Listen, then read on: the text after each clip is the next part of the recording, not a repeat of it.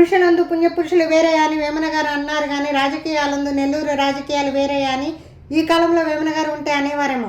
మొన్నటికి మొన్న నెల్లూరు యువనేత కారు ప్రమాదానికి సంబంధించిన వివరాలు మనకు తెలిసిందే. ఆ యాక్సిడెంట్గా జరిగిందా లేక బడాబాబులు సుపారీ ఇచ్చి చేపించారనే విషయం ఇంకా తేలనే లేదు.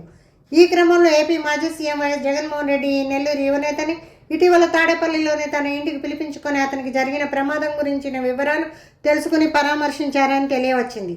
అన్నా అంటే నేనున్నా అనే జగన్ ఏ కార్యకర్తకు కష్టం వచ్చినా పరామర్శించడం, హక్కున చేర్చుకోవడం, వారిని అన్ని విధాలు ఆదుకోవడం కొత్త విషయం ఏమీ కాదు. అటువంటి జగన్మోహన్ రెడ్డి తనకు అత్యంత సన్నిహితుడైన నెల్లూరు యువనేతని తన ఇంటికి పిలిపించుకొని పరామర్శించిన అనంతరం నెల్లూరులో సమకాలీన రాజకీయాలు, మారుతున్న సమీకరణాల గురించి వీరి భేటీ దాదాపు 3 గంటల పాటు జరిగిందని తెలియవచ్చింది. వాటి వివరాలను బయటికి పొక్కకుండా జాగ్రత్తలు తీసుకున్నారు. ఏది ఏమైనా నెల్లూరు రాజకీయాలలో త్వరలో ఏదో ఒక గొప్ప మార్పు జరగబోతోందని, ఏదో ఒక కిరీటం ఉవ్వెత్తున ఎగరబోతోందని తెలుస్తోంది.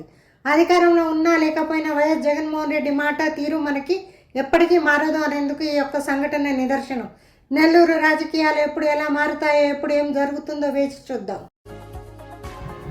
Please like, share, subscribe and comment G3 Media.